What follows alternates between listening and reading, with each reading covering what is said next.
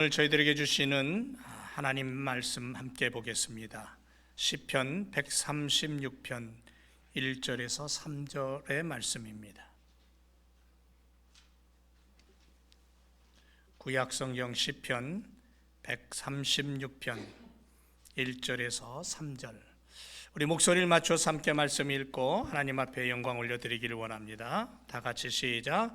여호와께 감사하라. 그는 선하시며 그 인자하심이 영원함이로다. 모든 신에 뛰어나신 하나님께 감사하라. 그 인자하심이 영원함이로다. 모든 주에 뛰어나신 주께 감사하라. 그 인자하심이 영원함이로다. 아멘. 반갑습니다. 잘들 지내셨죠? 코로나로 인해서 우리가 마스크 쓰고 예배를 드리지만 아마 조만간에 마스크는 이제 다 벗게 될 것 같습니다. 이번 주는요, 미국 전체가 들썩거릴 정도로 많은 이동이 있는 주간입니다.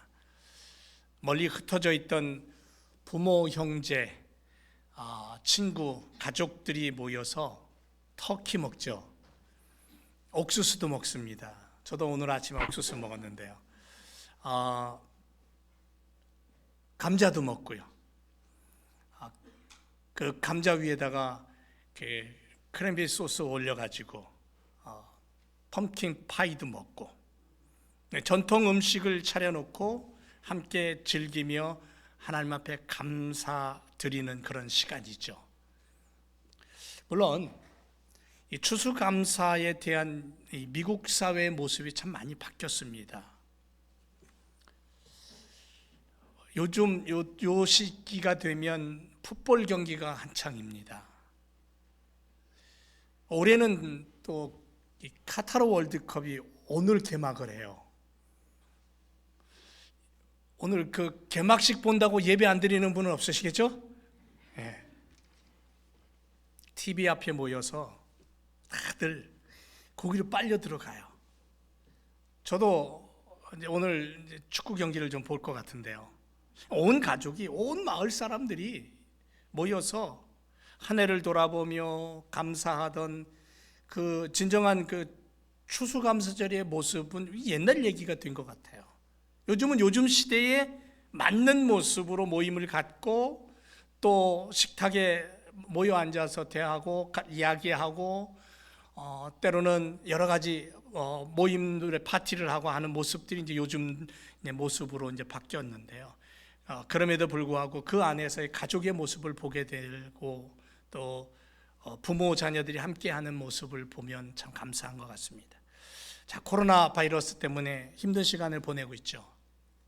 전쟁과 경제적인 어려움이 있지만 그럼에도 불구하고 우리는 오늘 2022년 추수감사 예배를 드린다는 것이 얼마나 귀하고 감사한 시간인지 모르겠습니다. 추운 겨울을 보내고 봄의 새싹을 보는가 싶더니 여름이에요. 더워 하다 보니까 낙엽이 지고 열매가 있고 추수의 계절을 맞이하고 이제 겨울을 준비합니다. 시간이 참 빠르게 흐르간다라는 그런 느낌을 받습니다. 바로 이 시점에서 우리는 감사라는 단어를 좀 떠올리면서 마음에 좀 담는 그런 시간이 되었으면 좋겠습니다. 한 해를 보내오시면서 감사하셨습니까? 아멘이 없는 거 보니까는 이 코로나 때문에 감사가 없어요 그러시는 것 같은데, 유대인들은요 애굽에서 430년 동안 노예로 살다가 모세와 함께 출애굽을 합니다. 그때 얼마나 감격스러워하며 노래했는지 몰라요. 바벨론 포로 70년이에요. 그 바벨론 포로에서 귀환할 때에, 돌아올 때, 예루살렘으로 돌아올 때 눈물이 앞을 가리워 어찌할 바를 몰랐다 그랬어요. 그러면서 노래를 해요. 시편 126편 1절에 보면 여호와께서 시온의 포로를 돌리실 때에 우리가 꿈꾸는 것 같았다 그랬어요. 그때에 우리의 입에는 웃음이 가득하고 우리 혀에는 찬양이 가득 찼었다, 그렇게 고백을 해요. 얼마나 감격스럽고 감사했는지 우리가 짐작해 볼 그런 시간인 것 같아요. 여러분, 감사를 잊고 산다는 것은 인간의 삶을 포기한 삶이다라고 얘기할 수 있겠죠. 오래전에 여론조사를 보니까 미국인들이 가장 많이 사용하는 단어가 뭐냐면 땡큐하고 쏘리랍니다. 이 말 때문에 많은 사람들이 도움을 받기도 하고 또 위기를 모면하기도 했다라는 말을 듣게 돼요. 그만큼 미국에 사는 사람들이나 한국에 사는 사람들이나 세계 구석구석에 사는 어느 곳에 사는 사람들이든 감사합니다, 미안합니다 라는 말은 굉장히 중요한 말이라는 거죠. 우리가 오늘 살아가면서 이 말을 놓치면 우리의 마음을 다시 들여다보고 점검해라 이거죠. 본문에서 여호와께 감사하라 그랬습니다. 여호와 하나님을 향한 감사는 그것이 기쁘고 즐거운 시간이든 그렇지 않은 시간이든 상관없다는 거예요. 슬픔과 고통 속에서도 감사를 드릴 수 있어야 진정한 감사가 된다라고 말하고 있는 거예요. 그래서 1절에 여호와께 감사해라.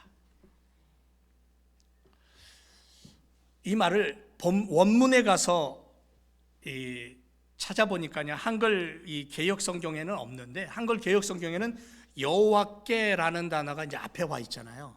근데 이 원문 히브리어 원문에 가서 찾아보니까 순서가 뒤바뀌어 있어요. 감사하라라는 말이 앞에 와 있어요.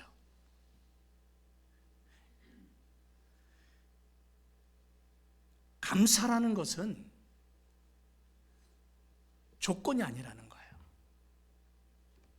만약 우리의 감사가 조건에 따라 달라지는 것이라면 힘든 순간 또는 어떤 간절한 소원이 외면되는 순간 어떻게 감사할 수 있겠습니까?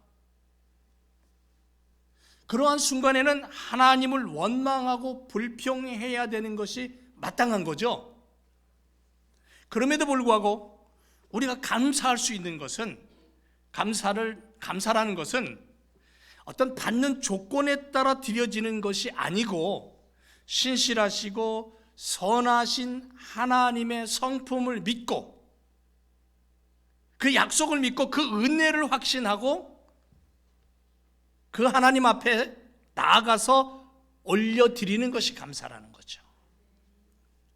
또한 성도의 감사는 흔들리지 않는 확고한 믿음에서 시작된다는 거예요. 어떠한 순간에도 감사할 수 있고 하나님을 높일 수 있는 믿음. 하나님의 선하심과 인자하심은 영원한 것이라고 그래서 우리가 선포할 수 있는 거죠. 자, 26절까지 빠지지 않고 반복되는 말이 뭐냐면요, 그 인자하심이 영원하다. 시편이 시로 되어 있기 때문에 짧아요, 대부분이. 근데 이 오늘 본문의 136편은 26절까지 길어요. 근데 빠지지 않고 마지막에 고백되어지는 말이 뭐냐면 그 인자하심이 영원하다예요. 왜 그럴까요? 그것은 하나님의 자녀된 성도들이 이 땅을 살아가면서 하나님의 그 크신 은혜를 머릿속에 가슴에 못 박듯 각인시켜 놓고 살아가야지 천국 백성다움을 잃어버리지 않는다라는 의미예요. 그 인자하심이 영원하다. 그 얘기는 내가 천국 백성으로서 이 땅을 살아갈 때에 그 은혜, 하나님의 그 손길, 그걸 내 가슴 속에 못을 박고 뿌리를 두고 살아가야지만이 가능하다라는 거죠. 어린아이도 아닌데 계속해서 반복해서 고백하는 이유가 뭐냐면 은혜를 잊지 말라는 거예요. 그 은혜를. 여러분, 1620년 102명의 사람들이 영국에서 프리머스 항을 떠나 갇힌 고생 끝에 보스턴의 프리머스 항으로 도착합니다. 영국을 떠나서 그 도착한 그 보스턴에 있는 프리머스 항에 도착한 때가 11월 하순쯤 돼요. 이들을 우리는 뭐라고 부르냐면 청교도라고 불러요. 다른 말로는 순례자, 필그림 이렇게 부르죠. 자, 이들에게 있어서 첫 해는 아주 혹독한 겨울이었어요. 상상할 수 없는 추위였습니다. 그 첫 겨울을 보내면서 절반 가까이에 함께 왔던 사람들이 죽어갑니다. 그럼에도 불구하고 동네 원주민들의 도움을 받아서 옥수수, 보리, 콩, 호박 등을 가지고 농사를 지어 어렵사리 생존합니다. 그러던 와중에 그들은 금식 기도를 선포하고 하나님 앞에 매달립니다. 기도하게 됩니다. 신앙인들이니까 기도하죠. 하나님, 이 상황을 좀 돌아보아 주세요. 우리를 좀 도와주세요. 금식을 선포하고 기도를 하나님 앞에 올려드린 것이 한두 번이 아니에요. 끊임없이 하나님 앞에 기도했습니다. 그러다가 어느 날 그들은 생각합니다. 기도만 할 것이 아니라 어려움 속에서도 감사의 조건을 좀 찾아보자. 야, 우리가 이러고 있을 게 아니라 감사해야 되지 않느냐. 여기까지 인도하신 하나님께, 이 새로운 삶의 땅으로 인도하신 하나님을 향해서 감사하자. 많은 도움을 준 인디언들을 초청해서 감사하자. 그래서 이 잔치를 벌였어요. 자기들을 도와준 인디언들을 초청해서 추수의 곡식을 모아놓고 열매들을 모아놓고는 터키를 잡아서 잔치를 벌린 것이 땡스기빙의 시작이라는 거예요. 여러분, 우리가 여기서 한 가지 짚고 넘어갈 게 있습니다. 청교도들이 잔치를 하며 하나님께 감사한 것은 평안할 때 마냥 즐겁고 만사 형통일 때가 아니라는 거죠. 이들이 드린 감사의 예배와 축제는 그들의 부모, 형제, 자식들, 친구들이 죽음을 봐야 됐던 낯선 땅에서 살면서 미래가 막막했던 그 시간에 하나님을 바라보며 희망을 꿈꾸고 미래를 꿈꾸며 그렇게 하나님 앞에 감사했던 시간이라는 거예요. 여러분, 우리가 코로나 이후 온 세계를 한번 들여다보세요. 혼동의 세계입니다. 혹독한 추위 속에 허덕이는 그러한 모습을 온 지구촌의 사람들로 느껴지게 만듭니다. 그런 시간을 우리가 보내고 있어요. 신앙적으로도 예배를 잃어버리고요, 은혜를 등한시하고 살아가는 모습들을 많이 보게 되고요, 많은 젊은이들이 교회를 등지고 돌아서는 모습도 보게 되고요, 시대적으로 이 기독교 역사에서 영적으로 교회가 영성이 사라지고 영적으로 혼탁한 시대가 오면요, 뭐가 고개를 들고 일어났냐면 우상이 고개를 들고 일어나고 이단들이 고개를 들고 일어났던 그러한 모습들을 기독교 역사에서 보면서 오늘 우리의 시대, 이 코로나를 거치면서 오늘 우리의 시대가 그런 시대가 아닌가라는 그런 위험의 의식을 느끼게 된다는 거죠. 혼탁함이 온 세상을 뒤덮고 있다는 거죠. 하지만 성경의 사람들은 짙게 깔린 희뿌연 안개 속에서도 말씀과 기도로 빛대신 주님을 놓치지 않고 하나님의 나라를 올바로 세우는 삶을 살아가야 될 줄로 믿습니다.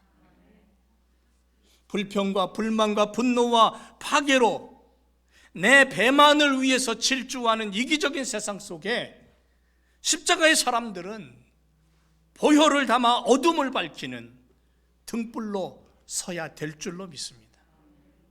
그게 바로 감사합니다 하나님, 그 하나님을 바라보는 믿음의 삶 속에서 나타나는 등불이라는 거죠. 신앙의 자유를 찾아서 모진 고난의 시간을 보냈던 청교도들이 드린 땡스기빙은 눈물과 땀과 피로 얼룩진 시간 속에 드려졌다라는 거죠. 그래서 더 값진 거예요. 함께 배를 타고 죽음의 사선을 넘어 도착한 땅에서 또 절반이 병들고 추위 속에 인디언들과 싸우면서 죽어가야만 했습니다. 이런 아픔들이 쌓이고 아직도 그런 것들이 도사리고 있는 현실 앞에서 그 모든 것들을 하나님께 먼저 아뢰는 신앙, 그리고 하나님을 바라보는 믿음, 처음 이 땅에 발을 디디고 하나님의 이름을 부르며 예배하던 청교도들에게는 그 추수감사 예배가 눈물과 땀과 피로 드려진 예배라는 사실을 우리가 기억해야 된다는 거죠. 시편 126편 5절 6절에 이렇게 말합니다. 눈물을 흘리며 씨를 뿌리는 자는 기쁨으로 거두리로다. 울며 씨를 뿌리러 나가는 자는 정녕 기쁨으로 그 단을 가지고 돌아오리라고 우리에게 용기와 힘을 주고 있습니다.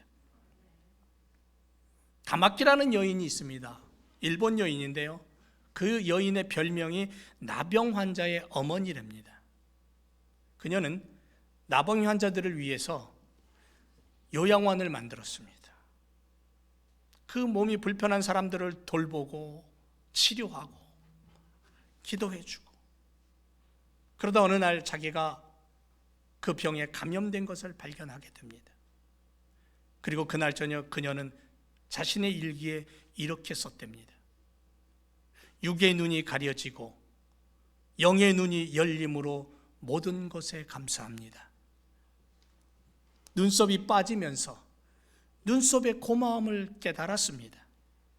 눈썹이 없으니 먼지가 눈에 들어가서 이렇게 괴로운 줄 미처 몰랐습니다. 하나님께서 눈을 지켜주시려고 눈썹을 주신 것처럼 나에게 병을 주어 감사를 알게 하시고 영생을 보게 하신 것입니다. 정말 놀라운 고백 아닙니까? 영국과 치열한 전쟁을 통해서 1776년 드디어 영국으로부터 독립을 선언한 미국입니다. 독립전쟁을 치르면서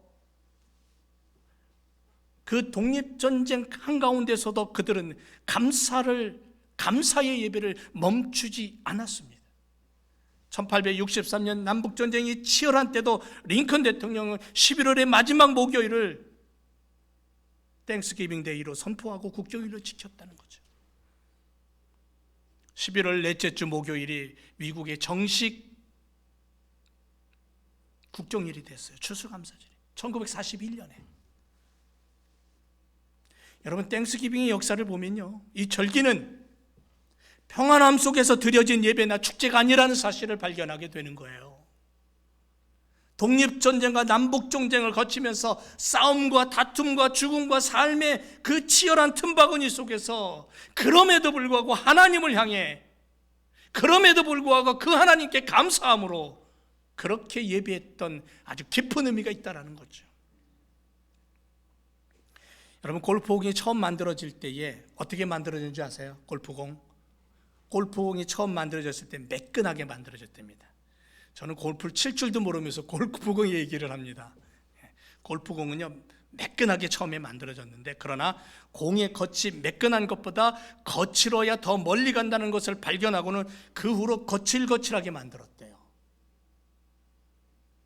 사람도 매끈하고 순탄한 삶보다는 거칠고 고생스러운 경험을 통해서 더욱더 깊이 성숙하는 모습들을 우리는 보게 되는 거죠. 하나님은 우리에게 짐을 주시고 동시에 그 짐을 질 수 있는 어깨도 주셨다는 거예요.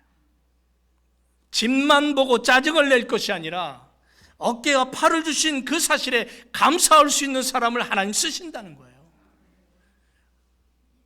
여러분, 우리 하나님 아버지는 변하지 않는 하나님입니다. 인생을 향하신 변치 않는 은혜와 사랑으로 다가오시고 인도해 주시는 그 손길을 우리가 오늘 찬양해야 될 줄로 믿습니다. 그 인자하심이 영원하다. 여기서 인자라는 단어는요, 헤세드입니다. 헤세드. 원어에 가서 찾아보니까 무슨 뜻이냐면 윗사람이 아랫사람에게 베푸는 특별한 사랑과 은혜라는 말이에요. 그런 의미를 갖고 있습니다. 성경에서 주로 자기 백성에 대한 하나님 아버지의 영원하고 변치 않는 언약적 사랑을 나타낼 때 이 말을 썼어요. 인자라는 게 영원히 변하지 않는 하나님의 사랑과 인자하심의 약속이 함께 들어있다라는 것이에요. 아까도 말씀드렸습니다만 시편 136편은 총 26절로 되어 있는 장문의 시입니다.